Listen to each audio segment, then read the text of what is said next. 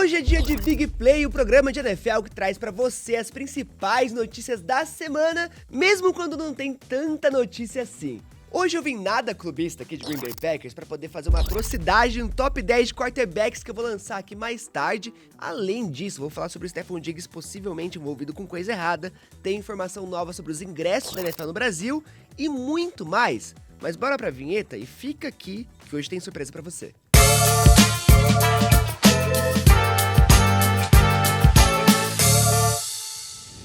Já teve problema na venda de ingressos dos primeiros jogos internacionais, e foi no de Londres, meu amigo. Isso porque, assim, vai ter lá Jaguars e Rams, vai ter Browns e outros times, mas já acumularam mais de 250 mil pessoas na fila, e a NFL simplesmente teve que parar a fila virtual, porque não tinha mais como entrar gente no sistema que eles tinham lá. Ou seja, basicamente você tentando comprar pela Ticketmaster no jogo da NFL no Brasil, e não rolando, não tem como entrar mais na fila, porque tá cheia. Aí você pensa a frustração do torcedor de Londres, meu amigo. O jogo era pra Londres, eles travaram a fila ali em 250 mil pessoas, e obviamente já foi aí completamente esgotado os ingressos. E tem informação nova pro jogo da NFL aqui no Brasil, tá? A venda geral abre no dia 12, dia dos namorados. Tá aí um presente bom pra você dar pro mozão. E eu também quero receber um, viu, amor? Fica a dica. E além disso, a pré-venda do banco lá, que se pagar a gente aqui, a gente fala o nome. Mas a pré-venda deles abre no dia 9. Ia abrir às 10 da manhã. Agora mudaram pra meio-dia, bem melhor. Porque no ano passado a venda foi às 10 da manhã. E foi um caos, porque tava todo mundo acordando ou no trabalho. E ninguém conseguindo ali desconectar vários dispositivos. Dessa vez vai ser na hora do almoço. Então fica ligado, já se prepara, abre mais de uma aba anônima e tal, porque vai ser uma guerra. Se no ano passado foram 700 mil pessoas nessa fila virtual aqui do Brasil, esse ano eu não duvido que bata 1 milhão, tá? O Odell Beckham Jr. disse em um podcast que ele nunca queria ter saído de Nova York. Tá bom pra você? Ele tava ali todo emotivo, relembrando aquele super catch que ele fez, né, que basicamente lançou ele na NFL em 2013, em cima do Dallas Cowboys, que foi pra mim a recepção mais absurda que já teve na história da NFL. E ele ficou emotivo falando que ele queria ter ficado lá, mas que a organização não estava tão alinhada quanto tá hoje. E muita coisa mudou de lá pra cá, convenhamos, né? Mas, Odell, eu lembro de quando agora o Saquon Barkley ganhou o Super Bowl, que não faz muito tempo, tá? Foi em fevereiro. E o Odell disse em um tweet, retweetando o Saquon Barkley, que é, assim, deixando entender basicamente que ele fez bem de sair de Nova York. Porque eu sei como ele colocou ali meio que uma imagem dele saindo dos Giants, indo pros Eagles e sendo feliz. E o próprio Odell comentou aquele tweet, dando a entender que realmente ele tinha que ter saído do New York Giants para poder ter sido feliz e ganhar alguma coisa. Então assim, realmente, você não queria ter saído dos Giants? Lembrando que o Odell ganhou um Super Bowl com os Rams. E ele deixou isso claro. Eu não acho que ele faria diferente, não. A gente teve o casamento do MVP Josh Allen com a atriz Hailee Steinfeld, meu amigo. Casamento digno de cinema. A Hailee Steinfeld, que é uma baita de uma atriz, o Josh Allen, que também é um baita de um quarterback. Eles casaram em um resort na Califórnia, o negócio foi muito bonito, vários convidados, alguns jogadores da NFL também foram convidados, e obviamente nenhum deles se preocupou muito com o dinheiro, até porque a Hailee Steinfeld já é uma atriz multimilionária, e o Josh Allen assinou um contratinho gordo ali de 330 milhões de dólares. Ele tá tranquilo, né? Parece que toda a polêmica ali de Sinners do filme Pecadores, né, da Hailee Steinfeld com o Michael B. Jordan, não afetou o noivado dos pombinhos. Mas a pergunta que fica no ar é, será que esse vai ser o único anel que o Josh Allen vai ganhar na carreira? Falando em casal, o Stefon Diggs é um dos assuntos principais dessa semana. E não é porque ele caiu ali da máquina de pilates, tá? Oh, guys, and press it out. Reach the arms up. Puff your chest. Arch the upper back. Look back. Good. And bring it. Oh my God. You guys. É porque o novo wide receiver dos Patriots está namorando a rapper Cardi B, meu amigo. E aí, vieram algumas polêmicas. E as polêmicas que eu tô dizendo não são nem as fotos que eles estão postando ali, um pouquinho mais íntimas, né, que poderiam guardar só pra eles. É porque eles foram numa festa em um iate e o Stefon Diggs foi visto fazendo algumas coisas. Primeiro, essa festa no iate foi durante a estreia do OTA, que são os treinos não obrigatórios do time, mas que é de bom tom os jogadores irem pra lá, começarem a treinar, estarem em forma e, obviamente, se entrosar com o restante do time. E uma boa parte desse time é uma galera nova que tá chegando do draft, tá chegando de outros lugares. Então não é obrigatório tá lá, mas é de bom tom. Enquanto isso, o Stephon Diggs estava ali curtindo no iate, tranquilo com a namorada, e o próprio Mike Vrabel, treinador dos Patriots, novo treinador na verdade, falou assim, que cada um toma suas próprias decisões e que todos eles estão buscando ali fazer decisões boas para a temporada. Mas por que ele disse isso? Porque o Stephon Diggs estava ali no momento do iate, com outras 3 meninas que não eram a namorada dele, passando um pacotinho com um pó rosa, meu amigo. Entendeu? E esse pó rosa, por mais que não tenha sido comprovado que era nada ilícito, muita gente comentou que pode sim ser aquela substância, né? Que, enfim, tá circulando bastante nos Estados Unidos e que o Stephon Diggs estava passando para uma outra menina. E aí o Mike Vrabel comentou aquilo, mas não entrou muito em detalhes. Milagrosamente, deu ali 2 dias, o Stephon Diggs apareceu no treino. Tava bem, viu? Depois, inclusive, de ter recuperado de lesão, parecia estar treinando bem. Mas ainda um pouquinho pesado em comparação com a galera que tava treinando com ele. Eu acho que o treino voluntário é necessário. Você aí de casa tá curtindo o Big Play de hoje? Então calma que tem surpresa pra você.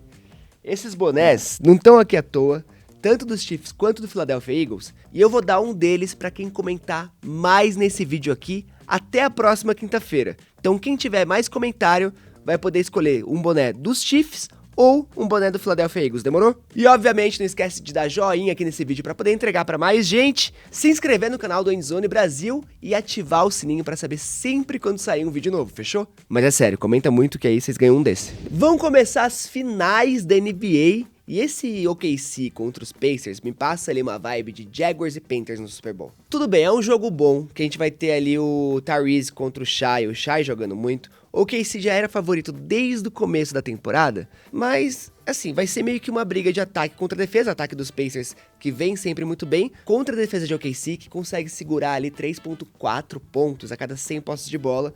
Então, na minha opinião, já vou dar um hot take aqui, o OKC vence essas finais da NBA, não vou falar em quantos jogos, mas vai ser um jogaço, vai ser um jogo interessante de assistir. Acho que mais, na verdade, do que Jaguars e Panthers, porque isso aí seria triste, né? No futebol a gente poderia trazer isso como, sei lá, uma final de Libertadores entre Galo e Red Bull Bragantino.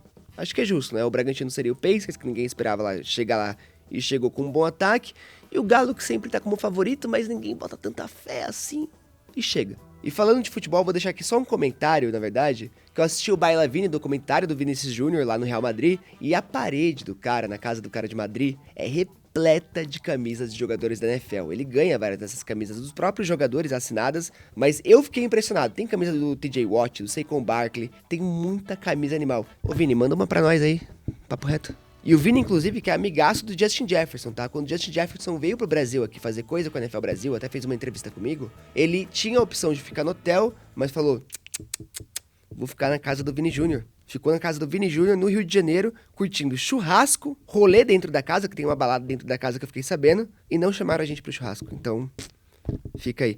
Jogou futevôlei também lá, viu?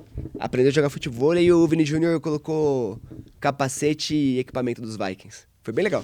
Uma notícia que explodiu essa semana é que temos a nova capa do Madden 26, e vai ser ele, o melhor running back da última temporada, Saquon Barkley do Philadelphia Eagles. O cara simplesmente amassou durante o ano inteiro, quebrou ali o recorde de jardas dele mesmo, bateu mais de 2.000 durante a temporada regular, mais de 2.400 contando até o Super Bowl, e foi uma máquina. E a capa, na real, foi o lance bizarro que ele protagonizou contra o Jacksonville Jaguars na semana 9, que ele deu ali um spinzinho, né, deu uma girada em cima do defensor, e quando veio o outro cara pra sentar a porrada nele, ele pulou de costas sem olhar pro cara. Tem noção?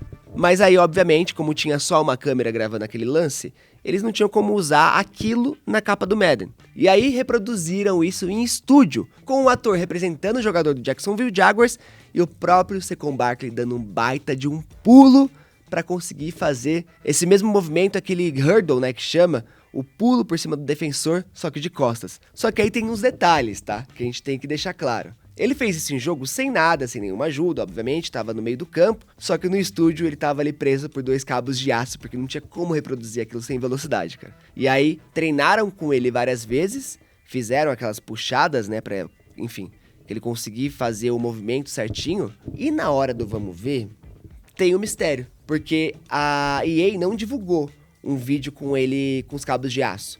Ele simplesmente parece que realmente deu um pulo gigante em cima do cara, parando ali 1,5 segundos no ar, vocês vão ver aqui no vídeo, e ele simplesmente conseguiu. Só que aí, meu parceiro da Bleacher Report, Cade Buffalo, me mandou esse vídeo aqui, que mostra ele também com os cabos de aço, pulando ali pra foto final, ou seja, a EA tratou essa imagem de backstage pra poder parecer realmente que ele deu um baita de um pulo na hora do vamos ver, mas ele tava preso.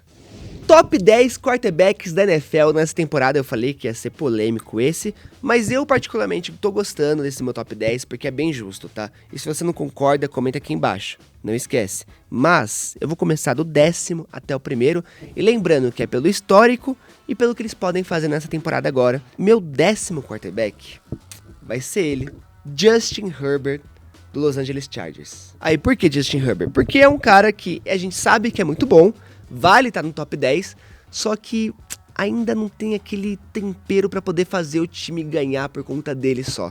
E a gente sabe que muitos quartos ele derrete. Meu 9º lugar vai ser ele, Brock Purdy. Brock Purdy merece estar nessa lista de top 10, ele vem muito bem desde quando começou a estrear na NFL, levou um time pro Super Bowl.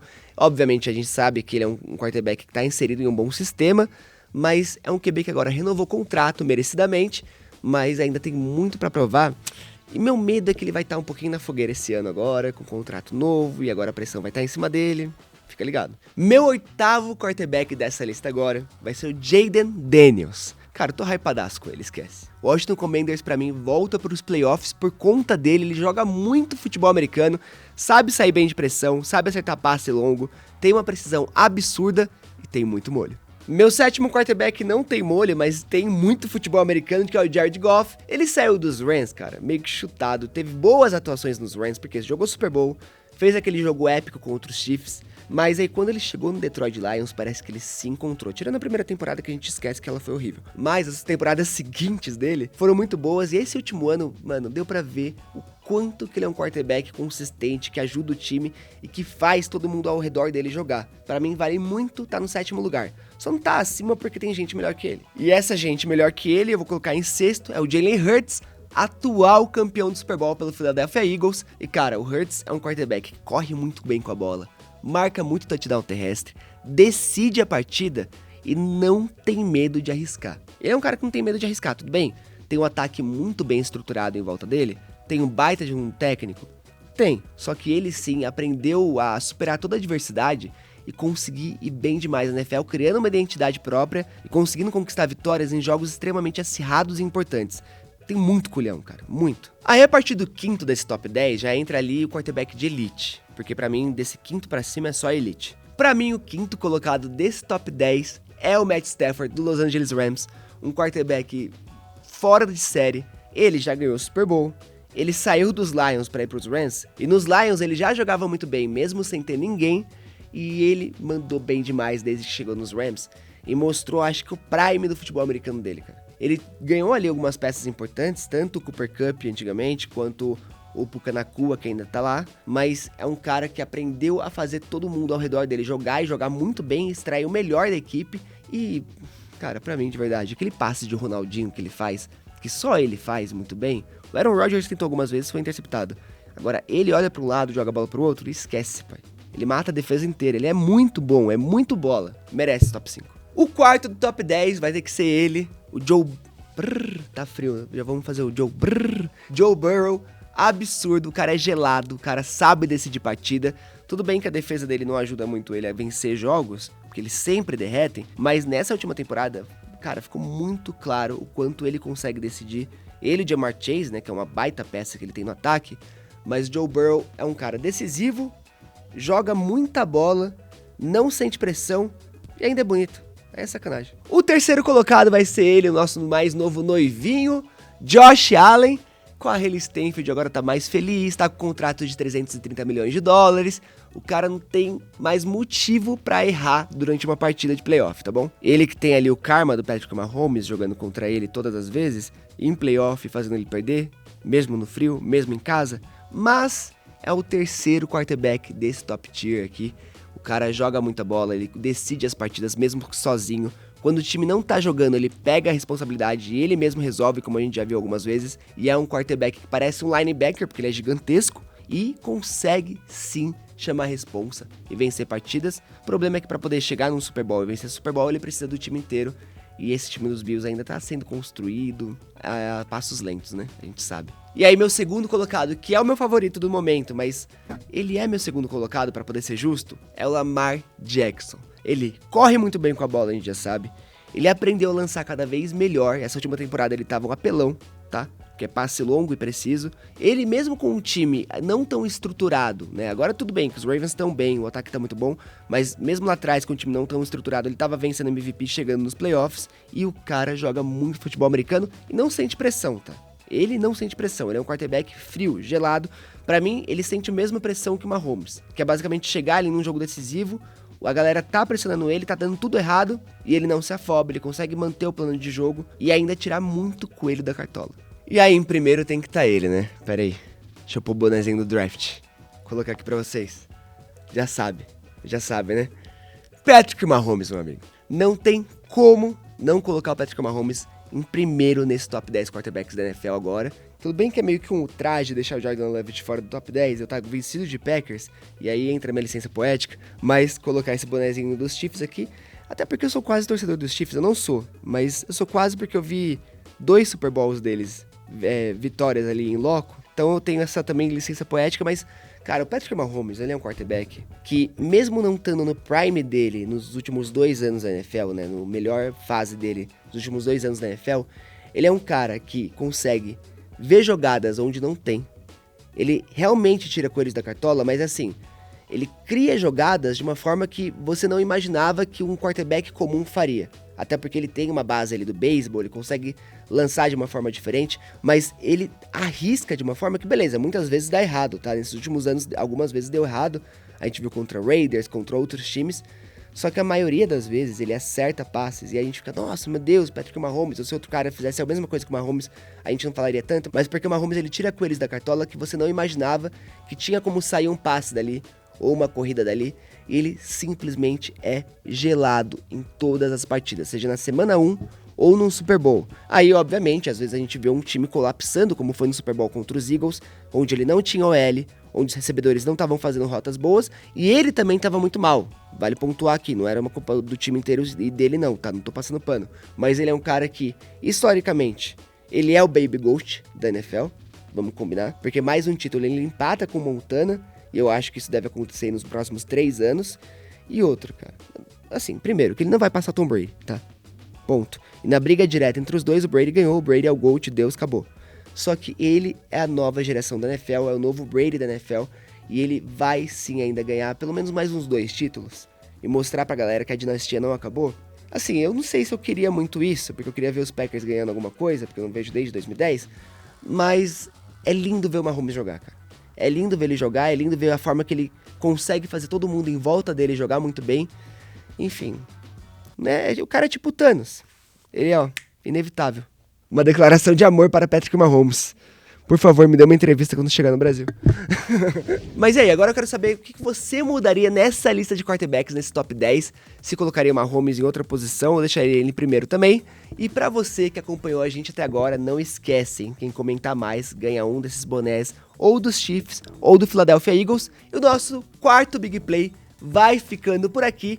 Não esquece de se inscrever no canal do Endzone Brasil, ativar o sininho para saber sempre quando sair vídeo novo, dar o joinha para esse vídeo chegar em mais pessoas, que ajuda bastante o trabalho, e obviamente comentar aqui o que você achou desse episódio, e eu te vejo na próxima quinta. Demorou? Tchau, tchau!